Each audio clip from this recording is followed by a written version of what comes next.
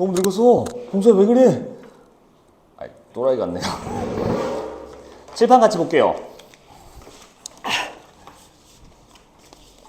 나 이거 하나 봐야겠다. 우리 법지문 최근에 뭐 봤었지? 추가 지문으로? 뭐 소유 점유 그때 했었던가요? 소유권 점유권 그거 한번 했었었고요. 우리 클리닉 때도 그래서 관련된 법지문도 저번 주에 풀고도 했었었죠.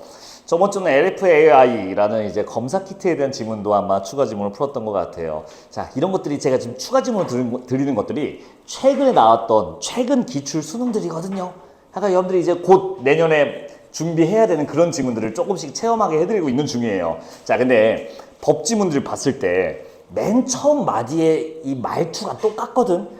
점유, 소유 그 2주 전에 배웠던 지문들 생각하시면요. 그 지문은 처음에 뭐라고 시작했냐면 이렇게 시작해요.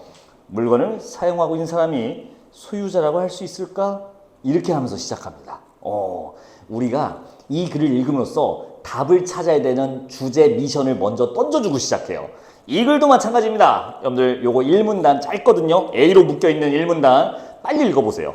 그리고 일단 읽어봐.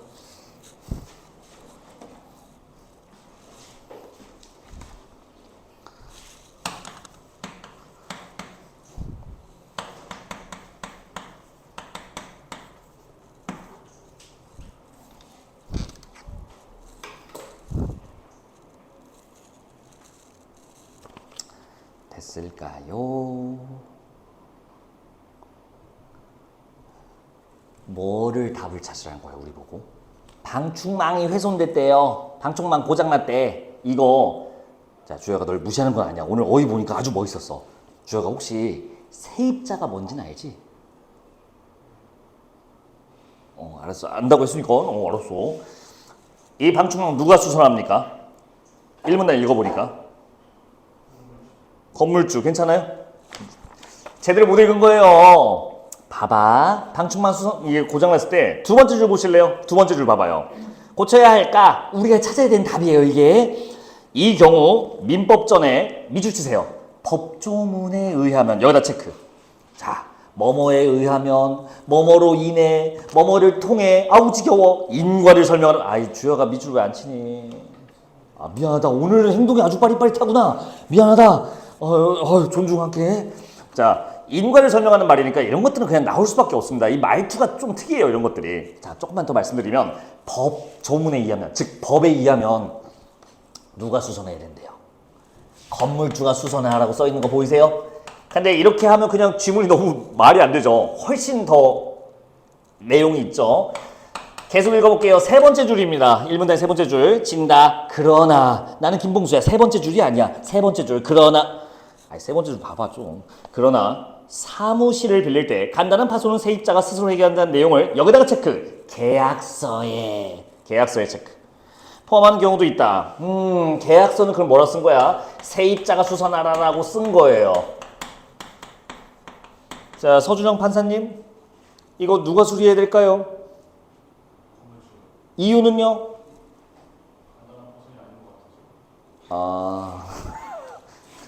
자, 어찌됐든 아니 간단하냐 그런 거 말고 지금 충돌 난 거 보이세요? 법과 계약이 충돌될 때, 네, 이 글에 이제 읽어야 될 메인 메뉴예요. 이게 두 개가 충돌할 때 한 번만 더 읽어볼게. 밑에서 두 번째 줄, 1문단 밑에서 두 번째 줄. 계약서에 포함되는 경우도 있다. 이처럼 법률의 규정과 계약의 내용이 어긋날 때, 법과 계약이 어긋날 때 어떤 것이, 자 밑줄 치세요. 우선 적용에다 밑줄, 우선 적용 밑줄 되어야 하는가. 그 다음 법적 불이익 밑줄, 법적 불이익은 없는가 등의 문제가 발생한다. 지금 제가 밑줄 쳐간 두 개 있잖아요. 이게 뭐냐면요, 써볼래요? 서술 기준이라고 합니다. 서술 기준. 서술 기준을 제시한 지문은요, 틀리면 안 돼요. 참고로 이거 정답률 수능인데, 16년 수능인데, 이거 정답률이 40%거든요. 42%거든요. 그러니까 정말 많이 틀렸어요. 왜 근데 틀렸냐면, 지금 말한 걸 반대로 그대로 말할게요. 서술 기준을 제시해 줬는데, 눈치를 못 채고 아래로 내려갔기 때문에 그래요. 그러면 틀려요. 자, 충돌할 때, 뭘 적용해야 되냐, 법이냐 계약이냐, 그거를 우리가 따져보면서 읽어야 되고요. 두 번째, 법적 불이익이 있냐 없냐, 역시 이거에 맞춰서 읽어야 됩니다. 이 글은요, 처음에 제시한 이 두 기준에 따라서 법적 상황들을 맞춰서 설명하고 있어요. 그러니까 이제 무슨 상황이라고 할 텐데 막 장황하게 설명한 것 같지만 우리가 읽어야 될 건 정해져 있다는 거야. 정확히 말하면 여기서 이거 읽으세요라고 그냥 대놓고 제시해 줬어요. 이러면 틀릴 수가 없습니다. 이러면 틀리면 안 돼요. 자, 이 문단 읽을 시간 드릴 거거든요. 이 문단 읽어보시고 이거 생각하면서 읽어봐요. 얼른 읽어봐요.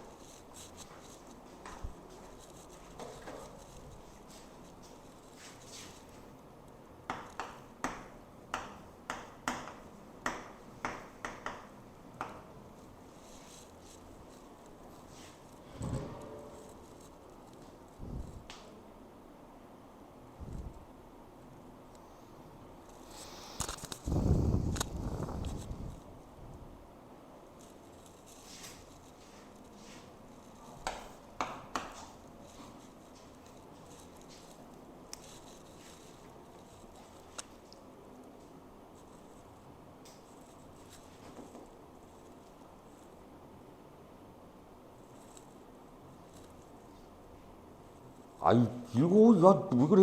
이 문단. 야, 저기 뭐가 적용된대? 그렇지, 이렇게 나오면 되지. 자, 다 읽었죠? 이 문단의 네 번째 줄 봐봐요. 네 번째 줄. 계약을 체결할 경우에 여기 써 있잖아. 계약 내용이 우선 적용된다. 아하, 임의법규라는 상황은요. 계약과 법이 충돌하면 계약을 따르게끔 되어 있습니다. 서주정 판사님 어떻게 되신 거예요? 틀렸잖아. 누가 수선해야 돼요? 이 방금 앞에서 설명한 이 방충망 사건이 바로 이 임의법규에 해당하게 된대요. 자, 판사님 다시 판결해 보세요. 누가 수선해야 됩니까? 그렇지. 세입자가 하라는 거예요. 임의법규 때는. 자, 여기에 이제 고난도 문제 포인트가 하나 숨겨져 있어요. 뭐 없는 것 같은데요? 이게 없어요. 법적 불이익 설명했나요? 안 했지. 잠시만요. 1문단에서 분명히 이 두 개 보라고 했거든. 근데 이거 설명하는데 요거만 설명했어. 우선 적용되는 계약이 적용된다만 얘기하고 저거 얘기를 안 했어요. 이거 뭘까요? 이게 추론 문제예요. 여러분들이 고3 때 자주 만나게 되는 추론 문제가 이런 식으로 비어 있습니다. 이 칸을 우리가 찾으러 가줘야 돼요. 근데 어떻게 찾냐? 3문단 첫 줄 읽는 순간 나옵니다. 내가 같이 읽을 때 볼 테니까 눈으로 따라와 봐요. 3문단 첫 줄 읽어볼게. 그러나 나는 김봉수야 3문단이 아니야.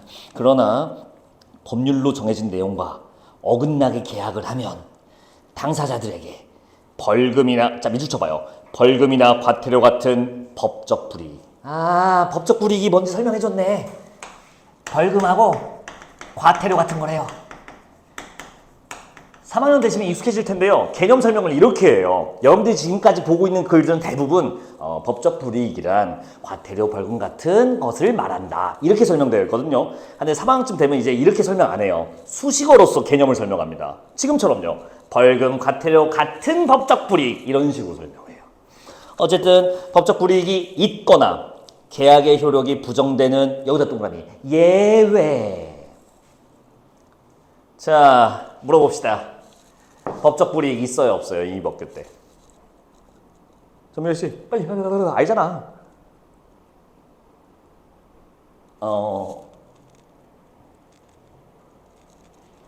아니 모른다고 하면 되지, 이 사람아.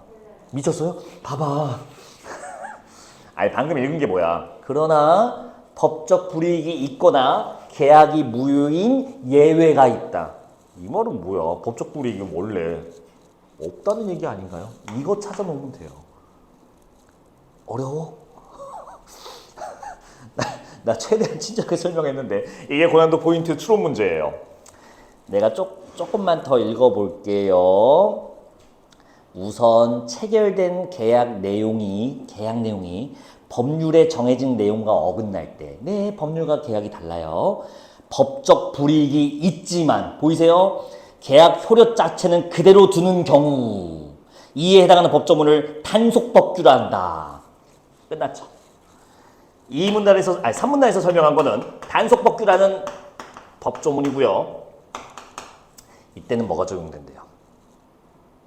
야, 조영아, 계약대로 해야 되는데 법대로 해야 되는데 단속법규는 방금 읽었잖아. 뻑큐다 임마. 뭔 소리야. 계약의 효력을 그대로 둔대요. 뭐는 있지만 법적 불이익은 있지만 계약은 여전히 유효하다. 이런 거잖아. 됐을까? 자, 정보들을 여러분들이 나 오늘 법지식 나 아무 말도 안 하고 있어. 구조만으로 그냥 해볼 거야. 오늘은 순수하게 구조의 힘으로. 그래서 기준이 제시되니까 각 뭐가 적용되는지 법적 불이익이 있는지 지금 얘기되는 거.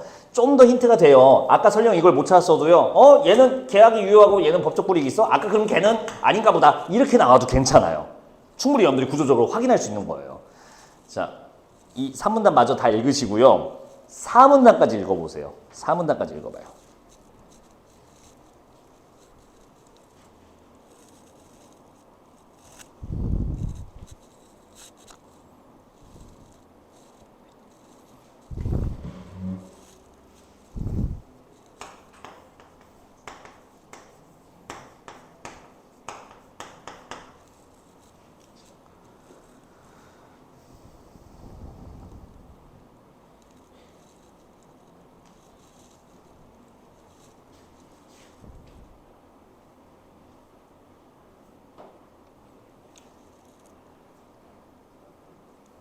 저기 아직 다 못 읽었어?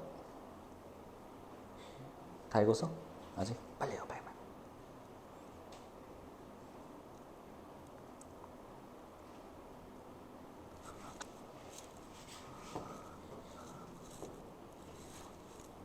계약?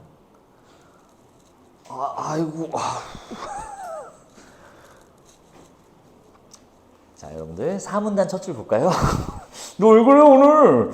4문단 첫 줄 봐봐요. 4문단 첫 줄. 오늘 영상도 촬영에 대해서 예쁘게 말해야 됩니다. 안녕하세요. 4문단 첫 줄 봐봐요.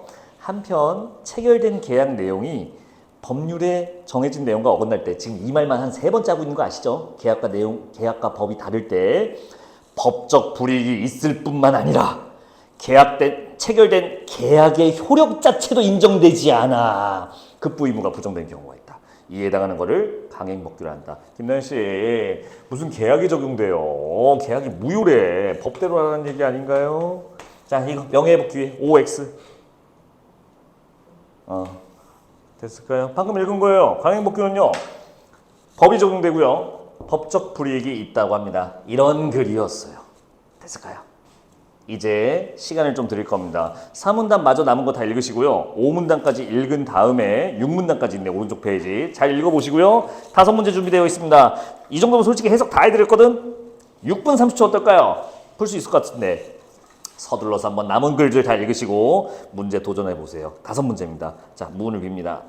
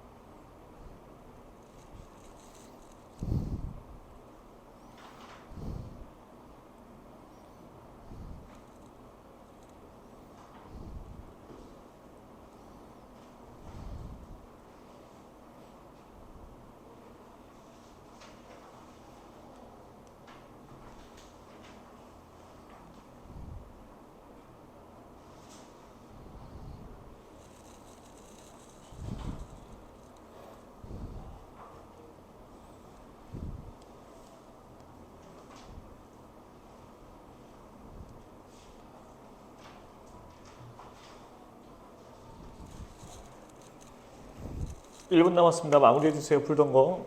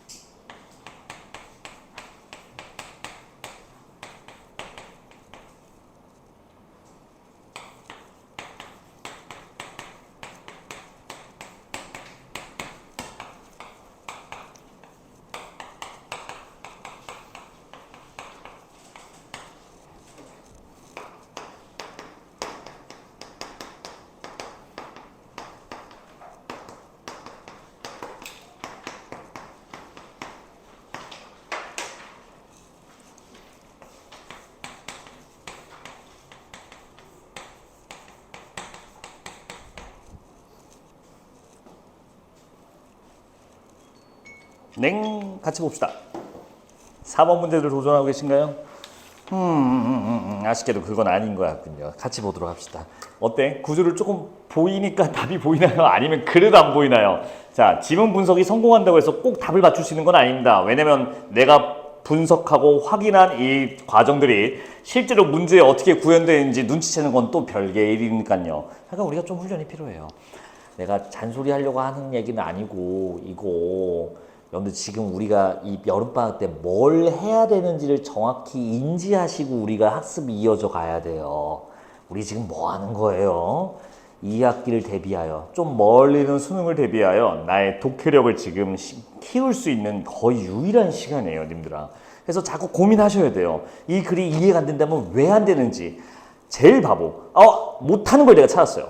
안 읽히는 글을 찾았어요. 그러면 땡큐예요. 이제 내가 이걸 이해하는 순간 한 단계 더 업그레이드 되는 거니까. 우리는 이해하기 어렵고 풀 수 없는 문제들을 계속 찾아 헤매는 중입니다. 근데 그걸 만났을 때 아예 안 할래 하는 거는 그럼 뭐하러 공부해요. 잔소리가 돼서 미안합니다. 같이 보도록 할게요. 강력부까지 설명드렸죠. 계약이 무효된다고. 잠시만요. 계약이 무효됐으니 계약에 따라 이행한 것은 이제 효력이 없어요. 자, 계약에 따를 필요가 없어져요. 근데 만약에 계약이 무효가 됐는데 이미 계약에 따라 물건을 주고받았으면 물건을 내가 계약에 따라 받았어. 물건을 받아서 계약해서. 근데 계약이 무효됐대. 그럼 내가 갖고 있는 이거는 정당하게 갖고 있는 건가? 정당하지 않은 거지.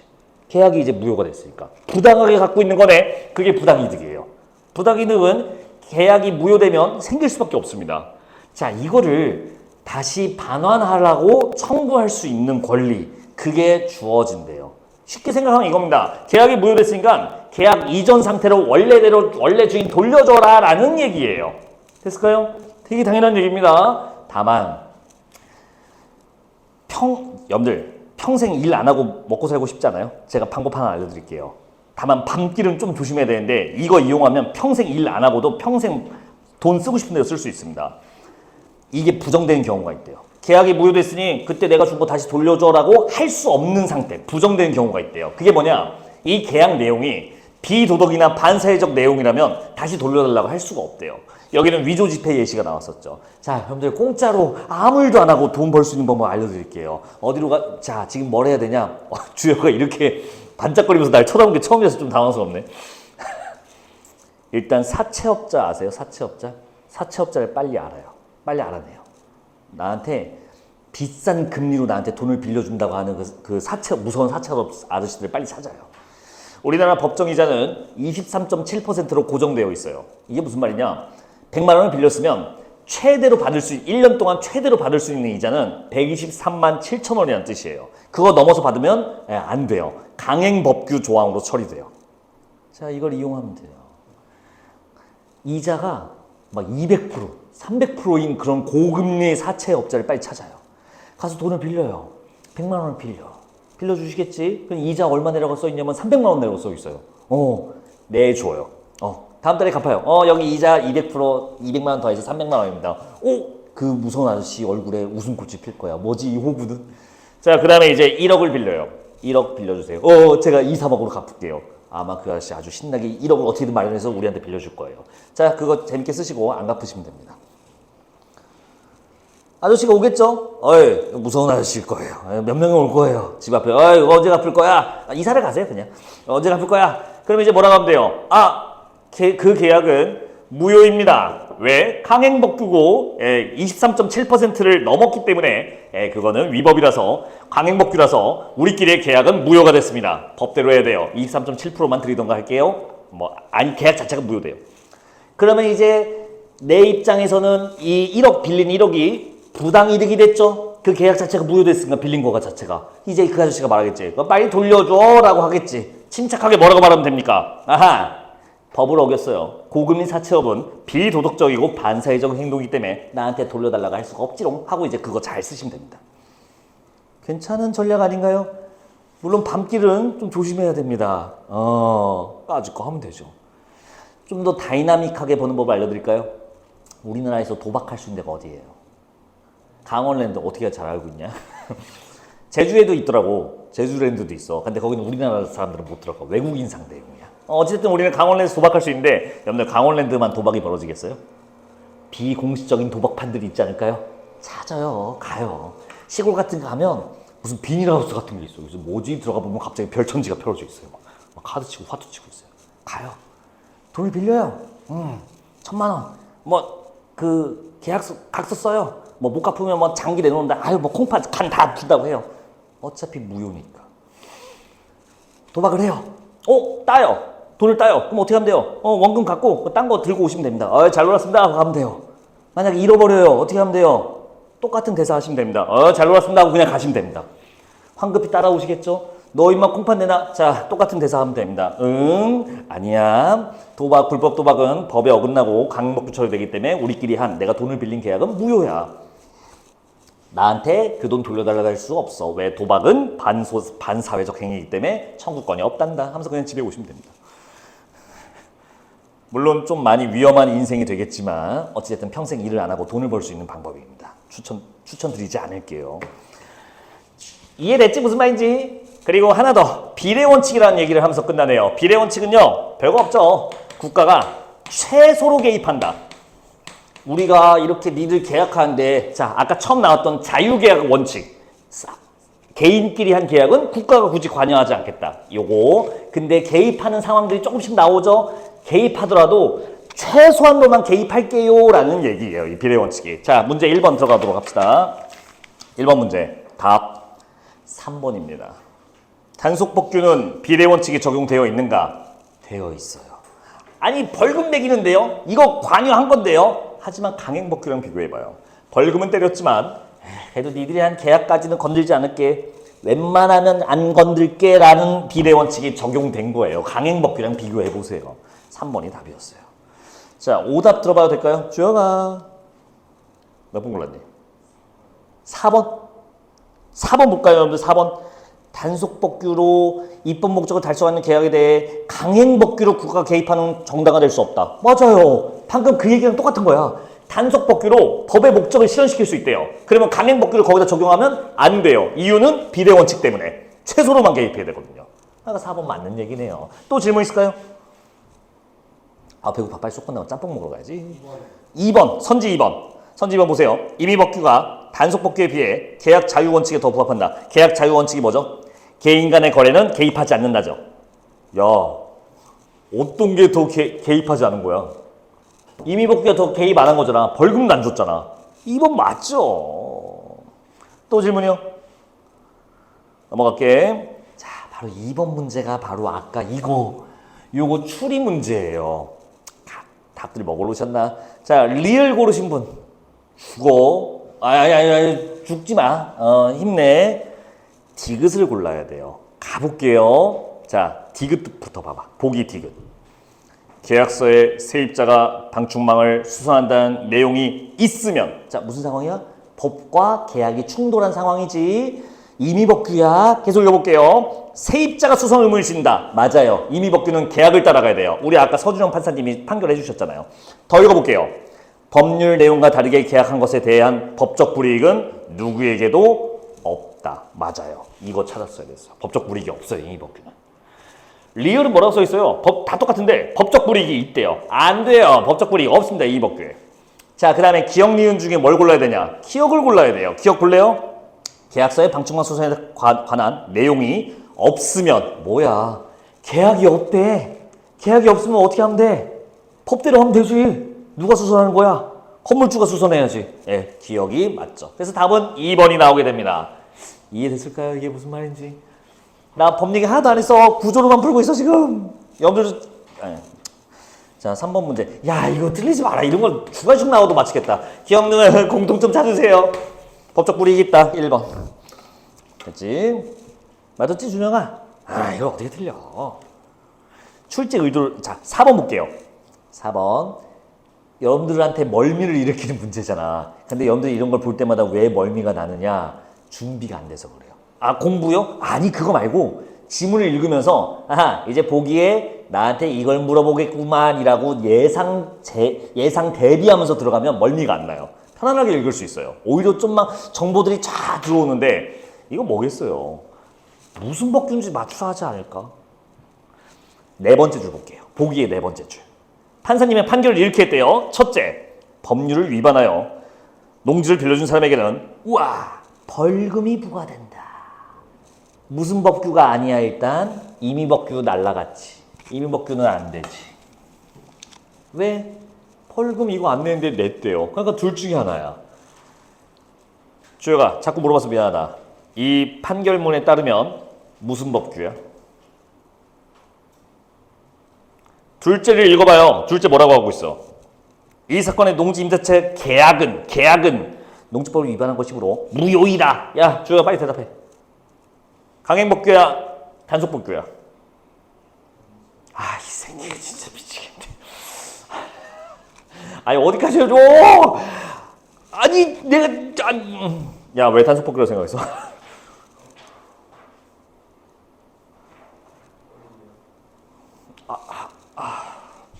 주혁아 뭐해? 자, 여러분들 강행법규인 거 괜찮아요?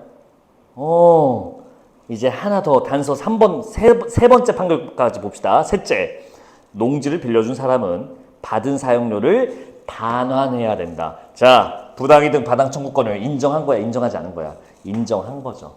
즉, 이 농지 거래는 비도덕 반사회는 아니다라고 한 거예요. 그래서 계약을 통해 얻은 거는 다시 돌려줘라라고 하고 있으니까 이걸 인정해줬다고 봐야겠네요. 됐을까요? 자, 답이 이러면 나옵니다. 사실 여기까지 갈 필요도 없었어요. 강행법규만 맞추게 해줘요. 3번 답 보세요. 3번 봐봐.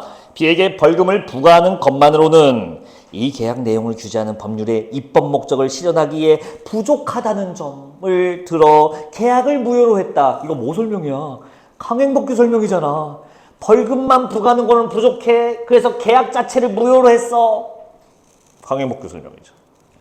자, 오답 다양하게 나오거든요, 이거. 자, 일단 제일 많이 고르는 오답이 2번이에요. 고르신 분 혹시 있으세요, 2번? 이문비 씨 뭐 골랐어요? 아, 그래? 김연아 씨 뭐 골랐어요?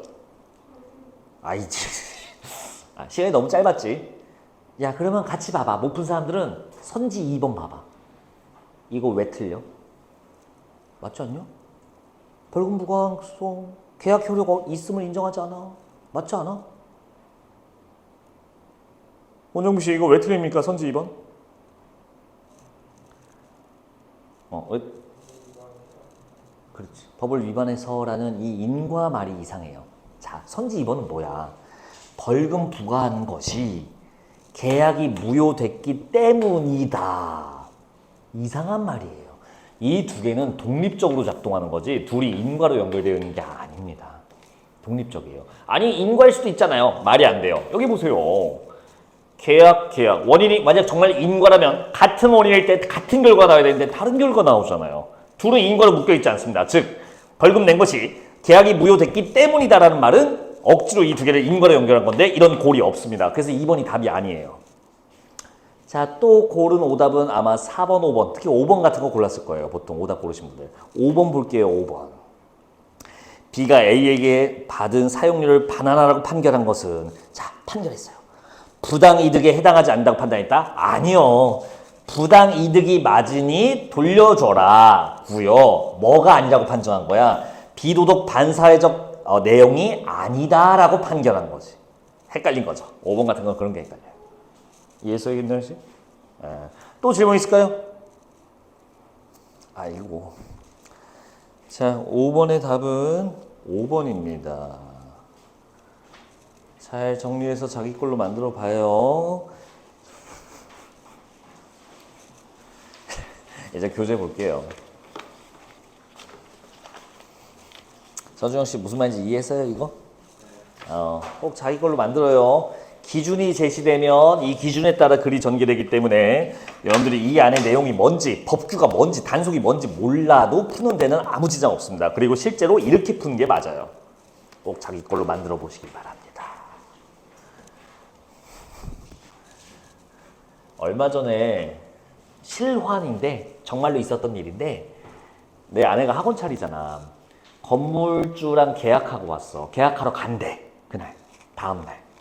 근데 그날 폭우가 내렸거든요. 지금도 비 오지만 그날 막 얼마 전에 폭우 엄청 내렸잖아. 그래서 그 건물에서 막 비가 새고 뭐 어디 파이프가 문제가 있나 봐요. 천장 그 배수관에. 그래서 나한테 물어보더라고. 자기야 이거 계약서에다가 이거 물 새고 하는 거 건물주가 이거 수리해야 된다고 이거 다 써고 뭐 어떻게 해야 되는 거야 물어보더라고. 자, 저는 뭐라고 대답했을까요? 가서 아무 말도 하지 말라고. 가서 건물 수리에 대해서 입 뻥끗도 하지 말라고. 아무 말도 하지 말고 계약서도 그 멘트 아무것도 듣지 말라고. 왜 그랬을까? 계약이 없으면 누가 해야 돼요? 누가 수리해 줘야 돼요? 건물주가 수리해야 되니까. 그래서 아무 말도 하지 말라고 했었어요. 이제 물 신나게 새도 됩니다. 건물주한테 수리하라고 하면 되거든요. 근데 건물주가 잘 수리 안 해줘요. 어떻게 해요? 간단합니다. 저는 법원이랑 친해요. 바로 소송을 하면 됩니다. 무조건 승리할 수밖에 없어요. 왜냐하면 건물수선은 임의법규 상황이기 때문에 계약이 우선하긴 하지만 계약이 없다면 법대로 해야 되거든요. 페이지 4쪽입니다. 교재 4쪽 이제 들어갈게요. 교재 안 줬구나. 말을 해. 아유 배고파. 김현아 씨 다 주무셨어? 또 주무시게? 이 두 번째 지문은 좀 해야 되지 않을까? 4쪽 볼게요. 방금 훈련한 거를 써먹을 만한 지문입니다. 이거 인문, 철학 지문이에요. 하지만 여러분들이 푸는데 어차피 글의 구조라는 건 똑같거든요. 자, 이거 안 도와드릴게요. 이건 여러분들이 순수하게 도전해 보시면 되고 똑같이 5문제입니다. 문제 구조도 비슷해요. 이거 조금만 도와줄까? 1문단에서 서술 기준 주어질 거야. 대부분 글이 그래요. 1문단 읽어보세요. 일단 1문단 읽어보세요.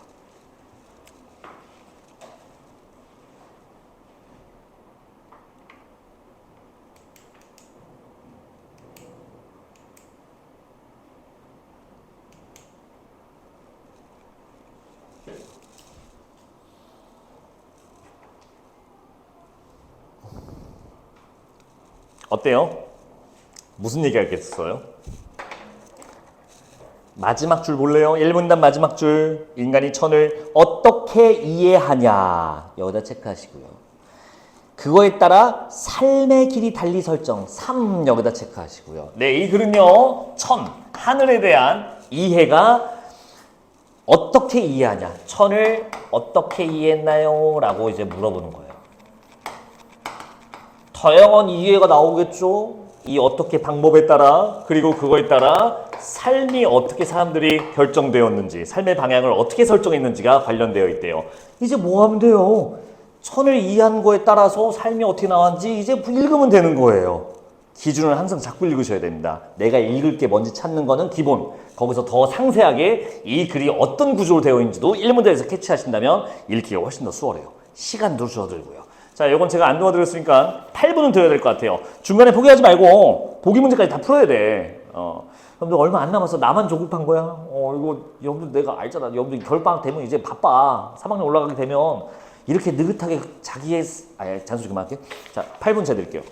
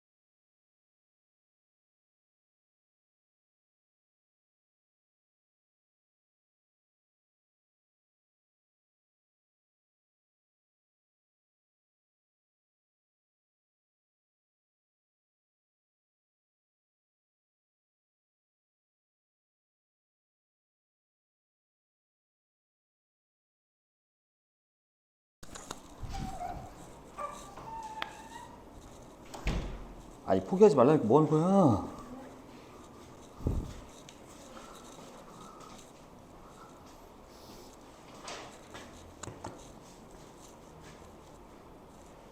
시간 거의 다 됐거든요.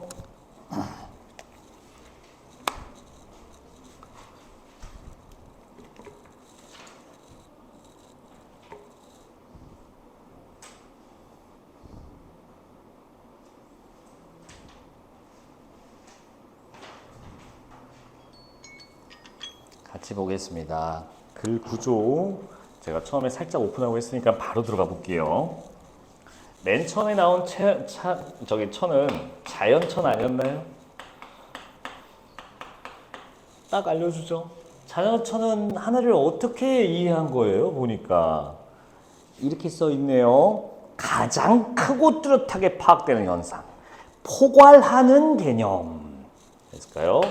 크다. 포괄. 자연현상. 이렇게 이해했대요.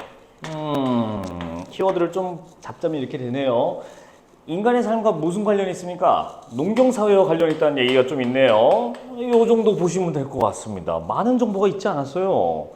그 다음이 조금 어려웠어요. 다음 천은 상제라는 개념과 결합한 상제천이라는 게 이제 이어지네요. 상제? 여러분들 이 상제란 말 들으면 무슨 생각나요? 이거 옥황상제 느낌 나지 않습니까? 그거예요. 위세계의 황제라는 뜻입니다. 그러니까 무언가 절대적인. 여기 말 써볼게요. 자, 3문단 와봐요. 3문단에 세 번째 줄.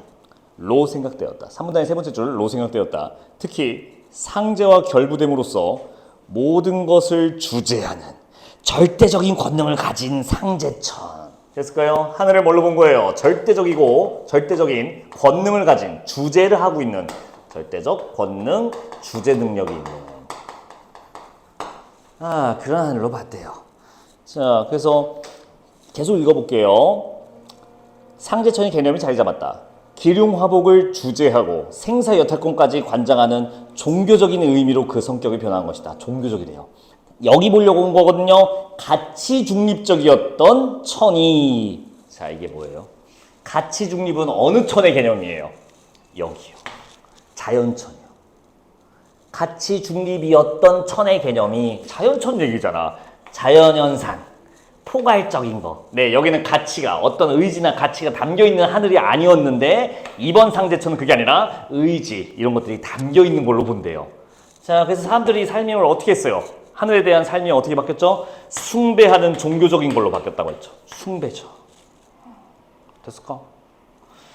이제 마무리. 의리천이라는 걸로 끝납니다. 의리천? 아이고 안 보이네. 의리천은 이거 뭔지 보니까 도덕적 의미라고 써 있는 거 보이세요? 자, 우리 사문단 밑에서 두 번째 줄 보시면요.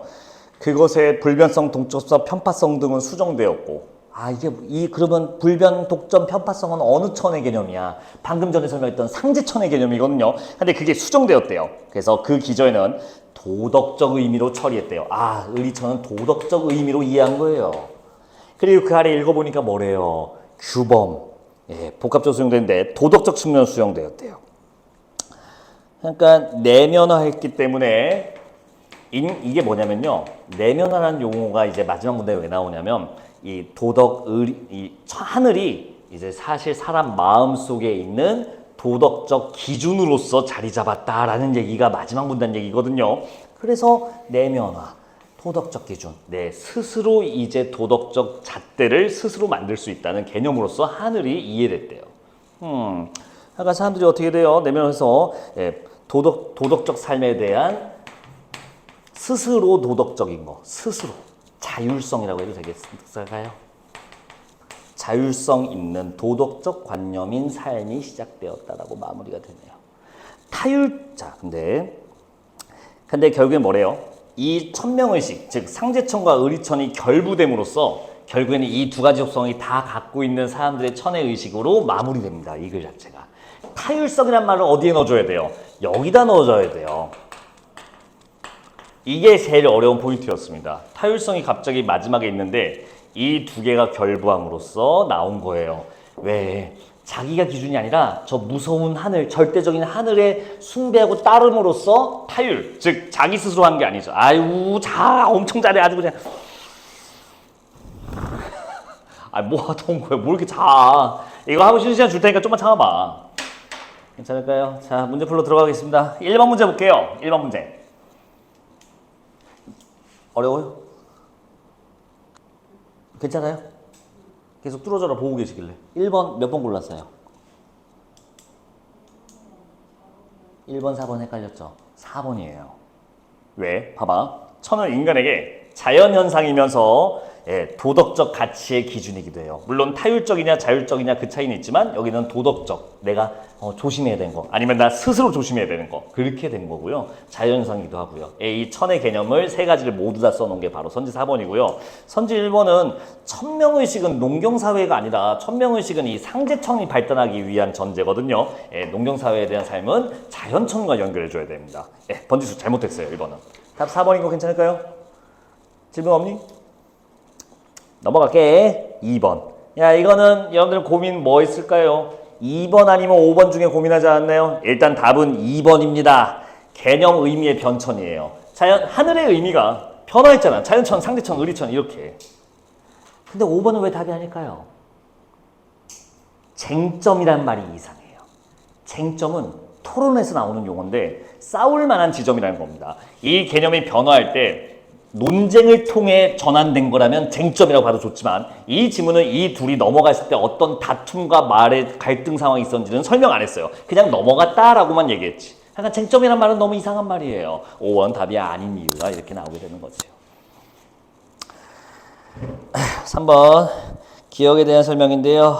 기억은 인간의 행위의 자율성과 타율성. 답 1번 해주시면 됩니다. 자연천은 자율성이 아니라 자율성은 저기 의리천에다 부합해야 돼요. 네, 번지수 잘못 찾은 배치였던 거죠. 됐을까요? 넘어갑시다.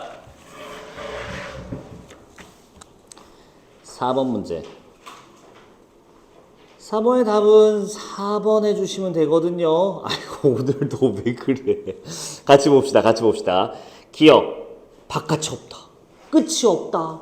됐지? 이거 자연천이잖아요. 크다 라는 개념을 연결하면 되죠. 기억은 자연천 넣어주시면 되고요. 니은 뭘까요? 이거 뭐야? 주재하고 운영하는 존재가 있다. 아하, 이거 상제천 개념에다 넣으면 되죠. 니은은.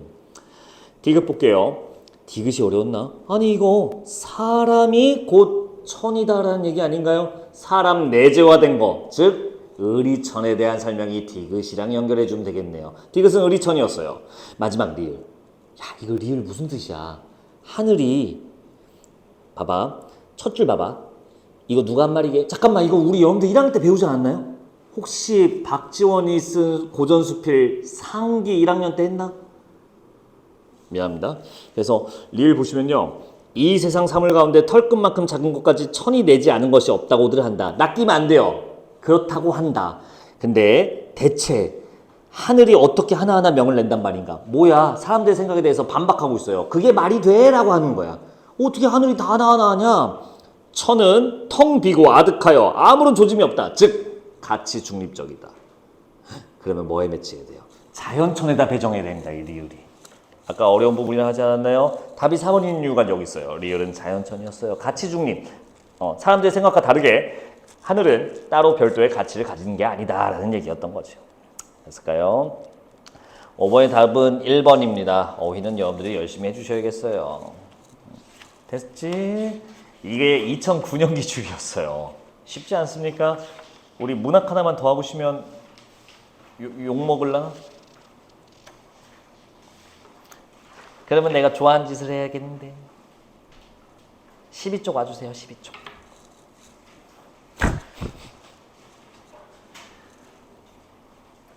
와주세요. 현태가 할아버지인 이유입니다. 이번 호도 우리 현태 할아버지가 지문 선정을 했는데 옛날 문제를 갖고 와갖고 지금은 더 이상 등장할 수 없는 아저씨의 작품이 들어와 있네요. 혹시 첫 번째 작품 이거 작가 혹시 들어보셨어요? 고운이라고? 못 들어봤죠? 왜? 3, 4년 전에 다 빠졌거든요. 이 고은은 현대에 살아있는 시인 중에 가장 영향력이 큰 시인이에요. 이 고은은. 어마어마한 영향을 가졌습니다. 그의 매 수능에 나오는 건 너무 당연했고요. 3학년이 보라고 나오는 책인 수능 특강에 한 작품이 실려있냐, 두 작품이 실려있냐가 문제지 안 실린 적이 없어요. 그만큼 영향력이 엄청난 현대시인인데 놀랍게도 여러분들 처음 들어보신다고 하죠. 잘 모르죠. 네, 다 제거됐거든요. 이 사람의 흔적이나 시들이 다. 무슨 일이 있었을까? 궁금하지 않습니까? 아무도 궁금해하지 않는 것 같아서. 왜 그랬을까요? 3, 4년 전에 혹시 미투 운동 기억나세요? 과거에 있었던 그때는 말하지 못했던 성추행 이런 것들에 대한 고발 한창 있었잖아요. 예, 그때 다 이 쓰레기들이 다 갈려 나갑니다. 문학계에. 그 중에 하나가 바로 고운이에요. 같이 갈려 나가요. 웃긴 게 4년 전에 수능 특강 그 해에도 고운 시가 하나 실려 있었단 말이야. 근데 이미 출판이 돼서 이제 나가기 직전이었단 말이야. 다 쌓아놨어. 출판해서 EBS에서 수능 특강 고운 넣어서. 근데 이 사건이 터져갖고 그 책을 다 회수해요. 다 파기해요. 그리고 그 부분 딱 빼고 고운 시 빼고 다시 출판해요. 그런 일도 있었습니다. 그래서 4년 전에 수특이 좀 늦게 나왔었어요. 어쨌든 그런 아저씨인데 아니 왜 나왔나요? 그래서 이 시를 내가 분석하지는 않겠습니다. 이 아저씨는 다시 올 리가 없어요. 참 공교롭게도 오른쪽에 시 하나 더 있잖아요. 외할머니 뒤한텐 마루. 이거 작가 누군지 이분은 알지 않나요? 서정주? 아니 몰라요? 네, 서정주도 잘 안 나와요. 이유는 이분은 친일파거든요. 그러니까 지금 성추행범과 친일파의 환상의 콜라보의 문제였던 게 나온 거예요 지금.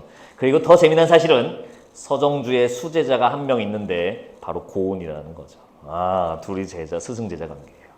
그리고 더 충격적인 사실은 제 스승님이 고운 제자라는 거죠. 난 아냐. 나는 그래서 우리 스승님이라고 안 하고 다 교수님이라고 하지.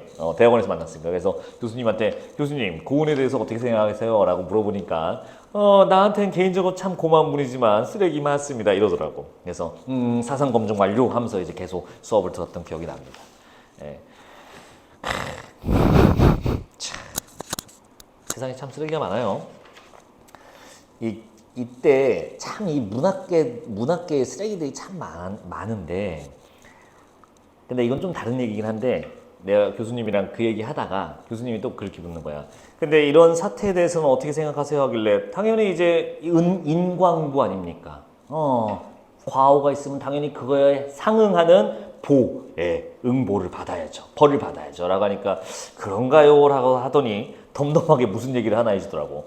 이때 같이 갈려나간 쓰레기들이 몇 개 있었잖아요. 그 중에 한 사람은 돌아가셨대요. 그 이후에. 왜냐면 이유가 좀 웃겨요. 자살 그런 게 아니라 생활고로 돌아가셨대요. 생활고. 먹고 살 게 없어서. 그래서 사실 이게 뭐냐면 시인들이 뭘로 먹고 살겠어?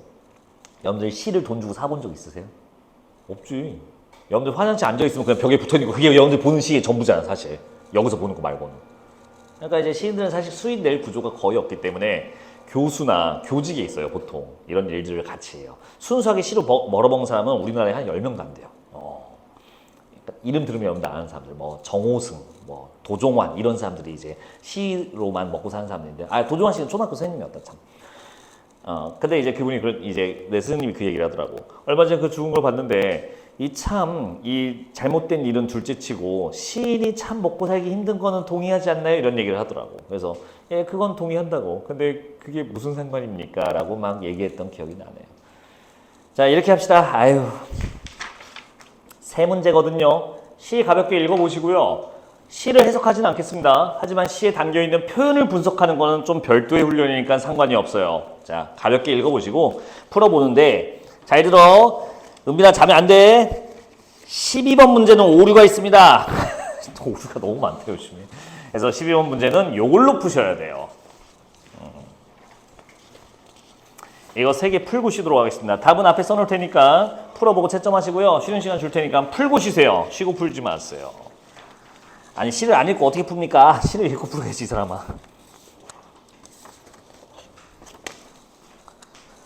자, 뭐 읽고 푸는데 한 5분이면 되지 않겠습니까? 그리고 10분 쉬면 되죠. 우리 25분에 이어서 봅시다. 답은 앞에 써놓을게요.